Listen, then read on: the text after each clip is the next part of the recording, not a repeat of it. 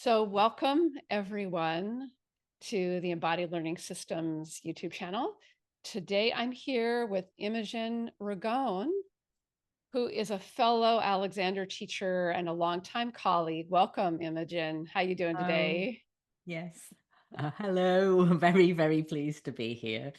Yeah, me too. And Imogen has some wonderful work that she does called The Cycle, and I had to use it to calm myself down before the interview because I'm very excited about doing these interviews and sharing the Alexander work and how we can make a bigger impact with it.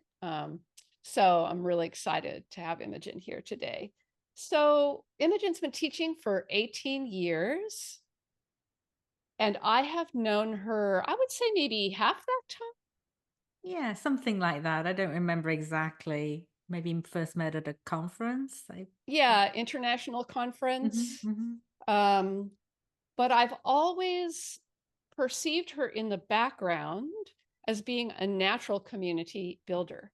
And that's what we're going to talk about today is how holistic practitioners can build a successful community, what the challenges might be, and what the benefits might be for you as a practitioner and for your clients. So before we do that, though, I would love to hear a little bit of your story, Imogen, what you were doing in your life before you found the Alexander technique and why you originally gravitated towards it. Are you okay to share a little bit of that story? Yeah, Yeah. sure. So before I even came to Alexander Technique, I was actually home with a very young child. We'd moved and I stopped working while he was two, three. But prior to that, I'd done administrative work and some event planning.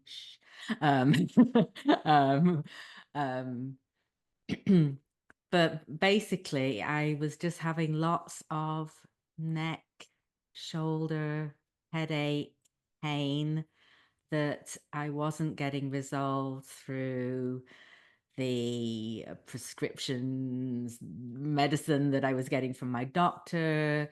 Not saying they didn't help at all, but they weren't, and I tried chiropractic, that helped some, but they kept coming back, various things, as is the story of many people who come to the Alexander Technique. And Yeah. um, my mother in England, as you might notice from my accent, I'm from England, though I am in Wilmington, Delaware. I've lived in the States for over 30 years. But my mother in England was a musician and had come across the Alexander Technique at some courses and was had started taking lessons with a teacher literally walking distance from her house, which is Oh, very wow. nice. um, so I looked into it. There are only two teachers Alexander teachers in the Richmond, Virginia area where I was at the time. Started lessons with Joy Paoletto. Shout out to Joy, because it just immediately. So I think this is a little important piece that will kind of become a through line. Is immediately that first lesson, which if your listeners don't know about the Alexander technique, a kind of more traditional lesson is you'll get some hands-on, gentle, kind of guiding touch to help do some simple movements like sitting and standing. And Yeah. also you'll get some time often lying down on a table, sort of like a massage table, but you're more alert and it's more of a learning place, but you also are definitely receiving a very helpful um, non-verbal touch and communication too. Yeah. And that Um, person who's touching you is yes, not tightening their neck. They're yes, not stressing out to fix you. They're not doing all the things that you've been doing. So you yeah, just start to kind of echo, your yes. nervous system starts to Mhm. co regulate with them. but you may not even realize Yes, that and that's the that is case. a So it's, word I'm very familiar with now, but was yeah, totally that was off. not in your, yeah, the trauma and co-regulation and all No, of that was so not in I your came for it for vocabulary. very, very in quotes physical things that were going on with me. But my Hmm. immediate feeling after that lesson was a huge sense of relief. And that was not only about feeling better and kind of cared for, but having been given some ideas to work with, having been given a glimpse that there's some way I could learn myself to Hmm. to improve my situation, that I didn't need to be completely at the mercy of pills and um appointments where people were doing something to fix me. Um Right, a kind of a that I couldn't powerless do anything feeling. myself, which is not to say that there's not a lot of that. There can be tons of value in that. But what for me was Yeah. the really distinguishing feature of this is that it was something I could learn for myself. And that just felt super empowering when I'd been feeling very disempowered by Especially this as a work. new mother, which is a very particular Yeah. time of life where you are really in service to other people Yes. And it's and full you're on. it's full on, your control is minimal. Mhm. So clearly, the tension started to resolve. Other things started to happen. And so as that journey went on and you studied for maybe a few years, um, and then you went on to train, how did that training itself as a community activity, did you like that part of it? Yes, I did. And in fact, um, I think that was the first community since living in the States where I felt I could be completely myself. Mm, Um, but it was just the most wonderful time of learning and growing, challenging. I remember not sleeping for much of my first year because it was I was doing all this stuff that in quotes to help me be more relaxed. yeah. Um, Yes. but the there was so much kind of change and stuff whirring around, and Daria, who was my director of training, said that's actually was quite a common thing in that first term, especially in the first year, and that It did resolved as I resolve. got Yeah. it was also a whole new thing. I had an hour commute to get there, driving from Richmond to Charlottesville, and all sorts of things, over an hour and a half. So yeah. Yeah, so you had to work hard for this, but Yeah. when you started to get a handle on it, what we're going to talk about later on is one of the main purposes of a community in a business sense is to help the members of the community realize aspirations, like name aspirations, aspire to aspirations, and to have and to to reach their dreams, to grow, to change. And how did that affect you when you graduated? How did that start to manifest for you as a person, Um, a human, well, and a mom? You know, immediately after I graduated, we moved from Richmond, Virginia to Wilmington, Delaware, where I now live. So yeah. me setting up my own business, my own practice has been in Delaware. But it felt extremely challenging to be immediately severed from my community support. And Daria offered in the year after you graduated that you could go once a week and get more She learning more left the community support, open. and I wasn't able to take advantage of that. I didn't have my group of people that I trained with, right there. So it was quite hard the first several months. But one of the things that I did, what there were two key things that I did. I had time and I learned how to do HTML code. This is back in Yes. 2006, 2007, when there wasn't as many easy platforms to build but so I could have a website. So I recognized the importance of having a website to kind of have that professional. And you helped how many other Alexander teachers build their websites in during over Over 100, just simple websites, simple starting with the websites? HTML ones, and then I help people set up their WordPress websites. But Yes, yes. I'm not doing that anymore. No, but Um, that was the first time I felt your presence yeah, in our yeah. community. And And it so, was a big help in me helping be in the community because it expanded my kind of Alexander world outside of my kind of training school yes, um, exposure. yes.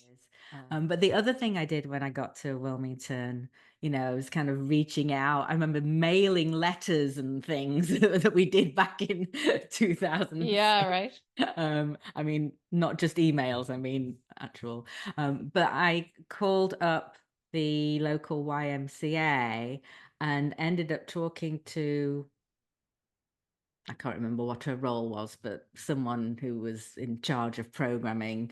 And she'd heard of the Alexander technique and she was really excited. And we set up, um, a couple of introductory free things for the community as part of Yeah, some bigger event they had. And I got a gig doing a weekly class there. And I did that for many, many years. Was not well paid at all, but it was the most super learning place for me. And I was also thrown into teaching groups. And while we had done a little bit of group stuff with Daria, yeah, and helped her with some group teaching, and of course we were in a group situation, the main focus was how you worked one-on-one and the kind of that's hands-on right. um, skill that you developed to do that was much more dominant. And Yeah. Just to touch on more personal aspirations and dreams that you might have had as a mother, as a person, as a friend. How did your life outside of the business um, change as you started to both be a business owner and teach the work to other people? But we all know that to teach the Alexander technique means you are profoundly practicing and living it. And yeah, that's challenging, right? But yes. it um, does open our hearts. And I just wonder what happened on the more personal side. Anything you feel like you could talk about? well, I think, well, one, I trained, it was kind of secondary that I'd get a career out of it. I Ah, trained because I wanted more and more and more of this Alexander technique for me. And I was out of the job market and very, very fortunate to have a husband who could support us financially while I did this. right. So the thing that really appealed to me is that I would have a job in effect that required me to take care of me. Yeah, Not that I'm taking care of me while I'm doing this job, which doesn't really care. It just needs to be done. But to actually have a job where I was required to take the time. So I really loved that. Um, as I moved here, because I moved here and I had this new identity as Alexander technique teacher. yeah, So for the people I met here, it was never a new thing because this is That's what all they I knew, the did and Imogen what, they knew. I Mhm. do remember, especially kind of halfway through my training, feeling a huge disconnect between my kind of Alexander world, whereas kind of really kind of getting to know myself so deeply and having, all this awareness and my son's soccer team and not, I don't know, it just felt like really um very separate. But as I went through, it felt like I was able to carry it through into more places that it just became part of who I was. It's hard to Yeah. explain, but it felt very separate at first. Um, Yes. And like not the identity that you had had, right? yeah. Yeah. Yeah. Well, I think that's such a common experience in the workforce in lots of places is that we're so identified with our job. I Mm, was as a dancer that we to focus on my first job is just to care for myself and make sure that I'm at ease in my body, that I'm, balancing, that I'm not causing myself undue stress. I might be in a stressful situation, right? But um, that my first job is to care for myself. And I remember as a dancer being absolutely gobsmacked that that translated into me dancing better. mm, It didn't make logical sense, huh. right? And without a community to reinforce that idea, I would not have been able to carry it Mm, out in the face of, mm, mm. the challenges that I faced as a professional performer, you know. Yeah, I think because I did not come from that sort of background at all. Yeah. Um, I had a very different experience, and it was very hard to separate, um, and to be honest, can still be challenging, to separate any pain or discomfort I'm feeling for how good I am at doing the Alexander technique. Yes. Because then it's not it's not a direct correlation. The Alexander technique can be absolutely super for helping resolve pain or manage pain, but it's not a panacea, and pain comes for all sorts of reasons. And the more I've learned more recently about the nervous system and the neurobiology of stress and trauma, it really helps. And this is one of the reasons I think it's been a really um, very special and important ingredient in what I do now is it's very understanding and compassionate to ourselves. Of course you were like that because this, Because this or that, yes, yes. systemic issues, Hmm. personal history, Yeah. things that we didn't realize that we were more impacted by. So, so yeah, so I want to make sure that you have a little, we don't have a whole lot of time Yeah. to talk about the way that you work and how special it is. But Imogen's work is called Body Intelligence. And I guess I would say, if is it accurate to say that you went from working with stress and chronic tension in yourself, and then through the course of your work and building your business, the life challenges that you faced, right, as a mother, and then also as a caregiver, a primary caregiver for aging parents, which many people go through these very stressful, um, Very stressful. very stressful aspects Mhm. of life, that you started to become curious and educate yourself about chronic stress and tension being the tip of an iceberg that was rooted more in what we today call trauma. Mm. And you started to educate yourself, not as a therapist, not directly trying to fix or heal trauma, but you started to realize that the tools that you were teaching and using had a profoundly powerful use for people who had experienced that. Yeah, And and so if I may tell us just a yeah, yeah, tell us just a a little little, bit about and that that journey. really again happened in this organic, Yeah. indirect way. It kind of came to me. Definitely the stress thing was very much on my radar for how it helped me and helped my students. I was also very much interested over time really on what you might call the mindful piece, the awareness and thinking that we do ourselves. Which speaks to that empowerment, the agency piece.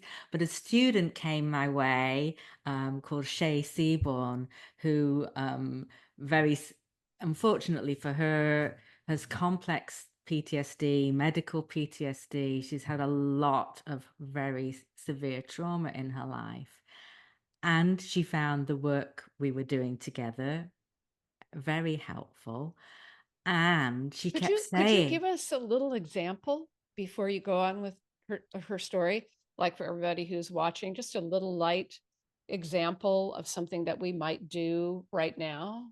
Sorry to put you on the Well, I can spot, give an but example of what happened in her first lesson, yeah, which great. might be some. So this relates to the cycle, which is a practice that you mentioned Hmm. that you did before we started this interview. Yes. Yeah. Um, and it's a practice developed by a teacher called Alexander teacher called Mia Morales as part of his Primal Alexander Hands Off, No um, touch. That's No not touch Touch based. work as a way to help students practice doing what we call constructive thinking, thinking in a way that helps bring about um, some sort of, or I shouldn't say it brings about, but it cultivates the possibility of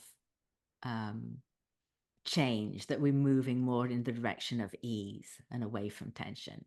So I introduced Shay to the cycle in the way that I was doing it then. And it was very much about noticing ease in different parts of the body.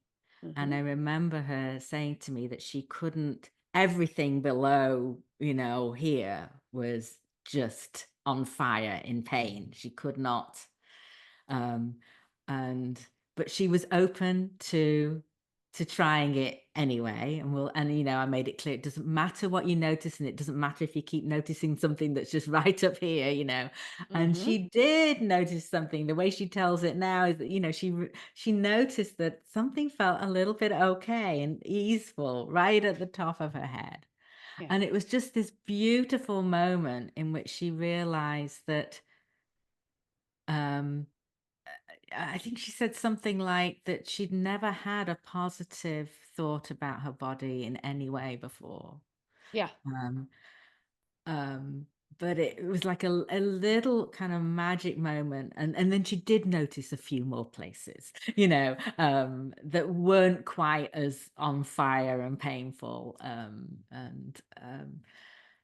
Yeah, you had already been thinking about these things, Mhm. I'm sure, before you met Shay. Yeah. And Um, And then that was the first one she signed up for a series of so I was working still mainly one to one one to at the one. time. Yeah. Yeah, But she kept yeah, making these connections about, oh, she'd studied so much neuroscience of neurobiology of trauma to help her understand. And, she's done a lot of therapy and talk therapy and of various kinds and many things. But she kept making these connections like, oh, this works because this is happening in the nervous system and this, da, da, da, da, da. And just was like really exciting for me to see and to understand the impact that it could have in this way that I hadn't quite seen before. I really thought about yes, stress as reducing bodily tension, which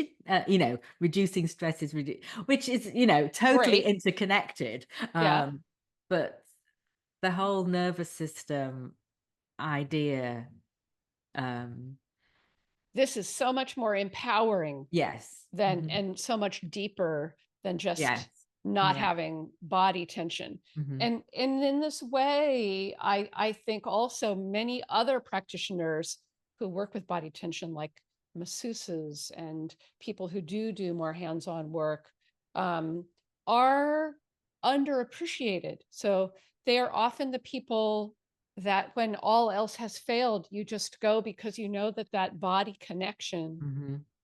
does something that nothing else does. And so, what's so amazing about this aspect of the Alexander work is that you can move your own attention. You have a choice about how you can move your attention. You can't change the world necessarily, but you can have a positive effect on your bodily experience. And that gives you a sense of agency. And that's a Yeah. And skill it's for a moment, right? It's just for a for a moment. And I moment. think this is really important. It's become so important in my work is that we kind of get stuck on wanting it to be all solved and feel better and have, you know, but really recognizing the power of these moments where you feel a little bit more at ease, where you're able to access, um, The that longing for awareness and this is deep. thinking. It's deep. I Yeah. mean, Yeah. I have the longing to be able to choose a little bit of ease in a challenging situation is deeper than you Yeah. might imagine when you really start talking to people. And so just in terms of building a community, Yes. this this is something that, in business language is called market research. You Hmm. listen deeply to your clients. You listen deeply for what their dreams and aspirations are. And if you have something that can help them get there, Mm. that is what you can build a community around. And a community can be such a life giving thing to a business, which we're kind of forced by the economic systems we work in to be solopreneurs, and we're small business people and we're supposed to work one on one. And I think a lot of therapists, a lot of wellness practitioners, because we can make so much impact when we Hmm. deal with an individual. I mean, there is something Yeah. very powerful about that, but It's not the there's a only way. it's not the only way. So tell us a little bit about how you then built the community and why that happened, how it's sustaining you as a business person, which is a really important aspect, not just to be able to Hmm. free your neck and ease your nervous system, but to run a healthy business. And maybe also the dark side, like what if some of the challenges were, what you might Sure. say to someone as a successful business person who's done this, what advice you might give them if there's anyone Mm. out there listening Mm. who'd like Mm. to do this. Yeah. Um, so from working with Shay in a one-to-one, more traditional way, but obviously I was including aspects of um, touch-free, more mindful Hmm. um, practices as part of it. Um, I invited her and another person I'd been working with to join an online group course that I'd come up with. I think I called it Foundations of Ease at that time. Uh-huh. And that was the first inkling of how um, helpful an online group could be. And she and this other person and I just ended up meeting regularly on Zoom, and this little community um, just realized how helpful having other people being able to witness each other, share with each other, do practices together. So the practice like the cycle, and there's many others that I do.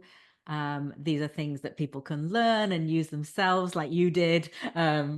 You can have them. I encourage them to have some daily practice, but they also can be something you can specifically do before some event that you Sure, think but is more. doing it alone is one thing for your nervous system, right? But But when doing we it in a do it in group, community and yeah, everyone's nervous system is calming together, you get this co-regulation even over Zoom. I know there's a lot of disparaging things said about Zoom meetings, which I totally get. But there are Zoom meetings and there are Zoom meetings.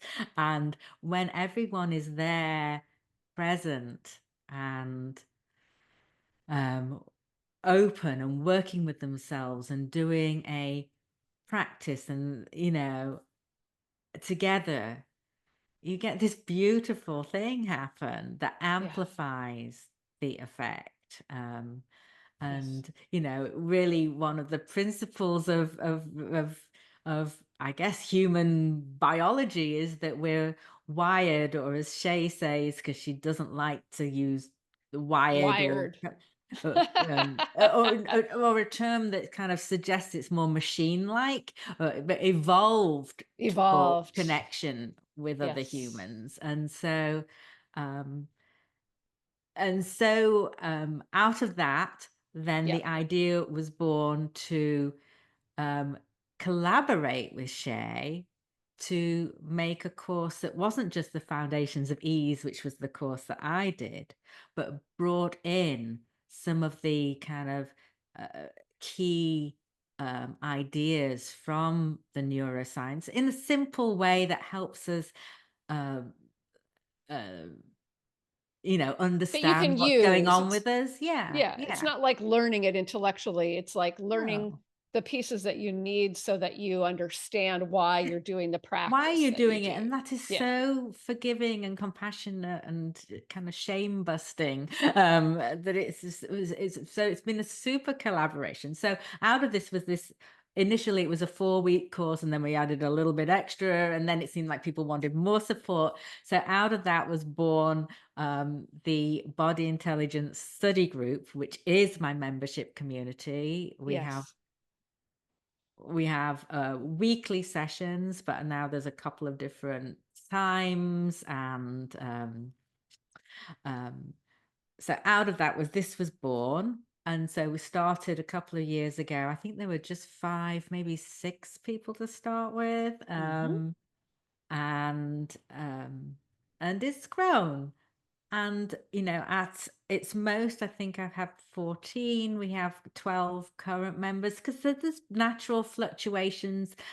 Sometimes people pause their membership for a month or two because something else is going on and have come back. Right. So as you can see, it's not like I have a community of thousands or hundreds even, but it's growing, and they know each other and they care each other for each other. And it's more than what we're doing wouldn't be possible in a one-to-one. And no, that's right. um And so the benefits of it are or it's like a it's like a business structure that grew from organic biological responses people were having to each other, to the information that you were presenting. So there's an engagement and there's learning, right? yeah. And the learning doesn't stop, No, so it's a place where right? we can practice together, learn together, explore.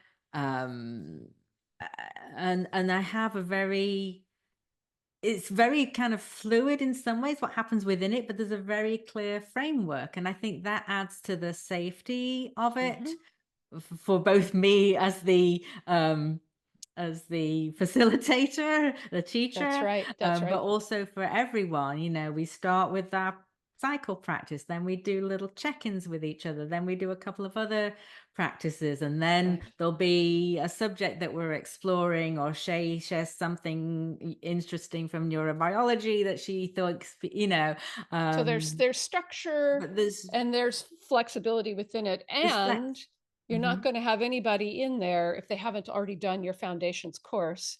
So, right. The So there's exception is occasionally I might have a one-to-one client who has the same gone through the skills. same sort of thing and knows, and they're a good fit for that. I've had a Yeah. couple of people come that way, but Yeah. most everyone else has come through the foundations of regulation. I'd Yeah. have to know people because this is a special group and we can't just have anyone showing up. That sounds, And yeah. I think that that's like, I feel really tender towards that because I've run a number of different kinds of groups, and I feel just as tender for the person that isn't quite the right fit, that you don't want to put someone in that position either, that you want to Yeah. make sure that they have a chance to understand Hmm. what it is. And so, this isn't something in the building business world. There's all this talk about scaling up and massive scale, but the purpose of your community um, isn't so much about that, but it has had a financial impact on you. Yes. And So tell it us a little bit about the benefits for you as a business owner, as well as the people that are coming, you Yes. know? So I think we've kind of talked about more the benefits for the participants. Yeah. And there's also personal benefit to me because I am more of an introvert, which might sound weird because I like doing groups, but I think because there's this specific framework that's very safe and we know our roles.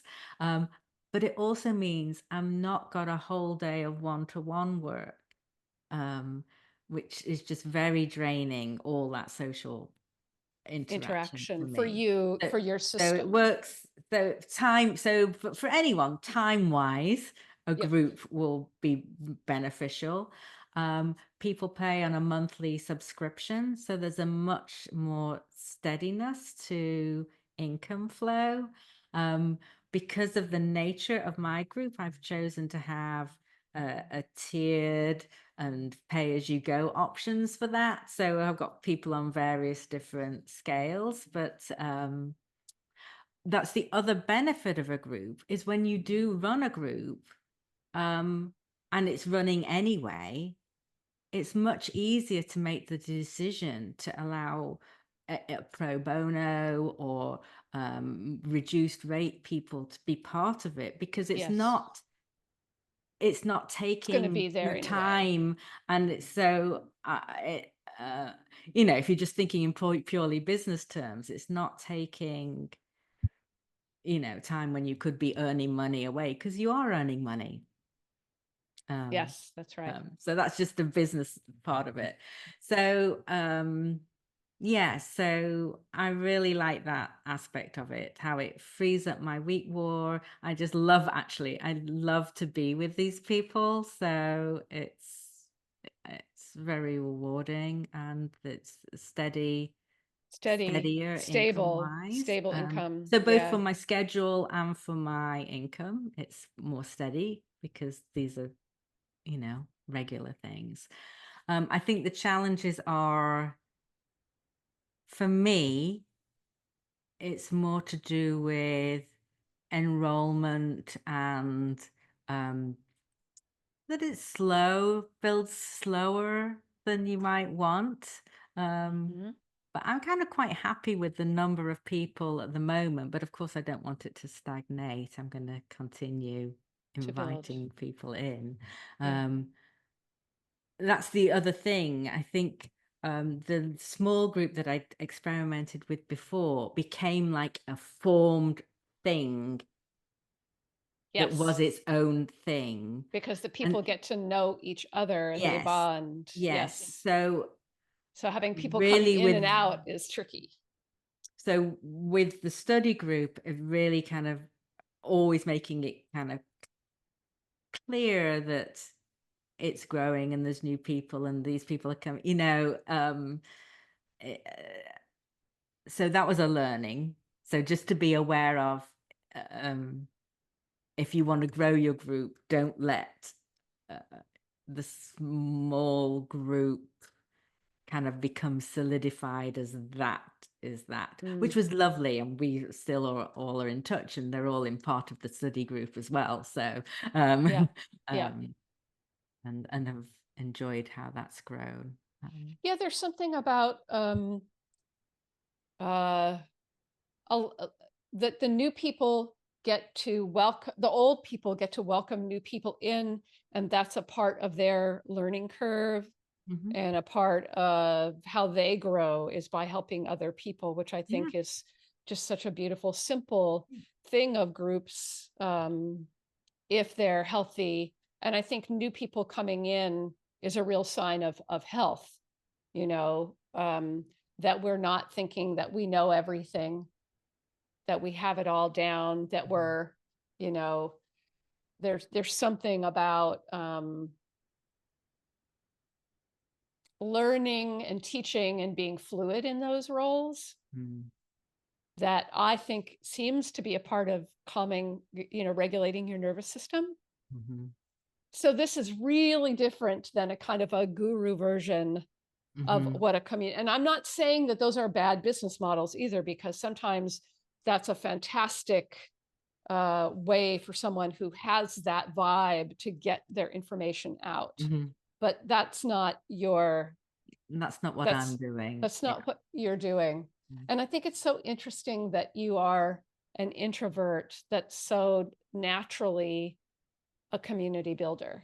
It's just an Mm. interesting thing.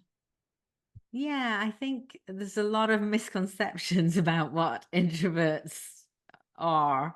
And of course, Yes, there's many different flavors as we're all individuals. of And course.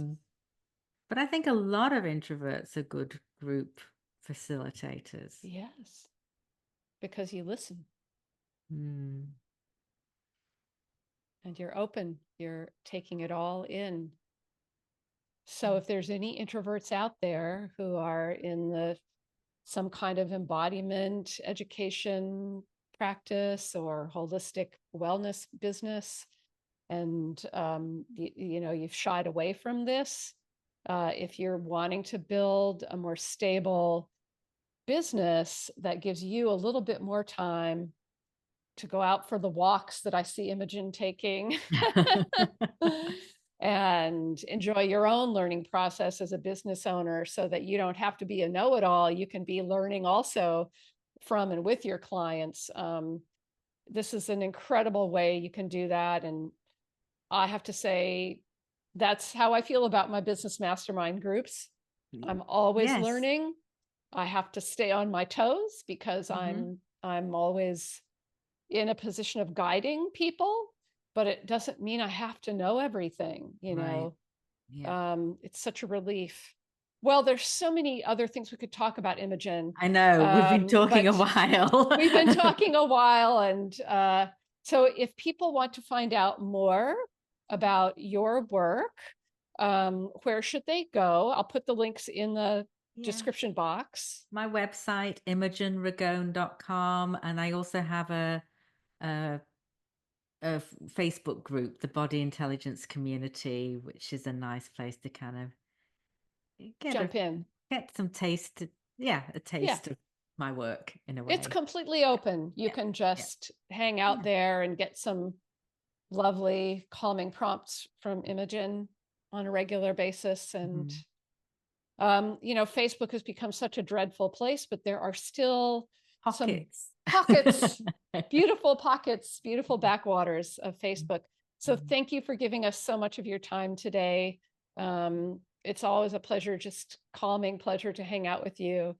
So peace and love, and take good care. Yeah, thank you. Thank you so much, Claire.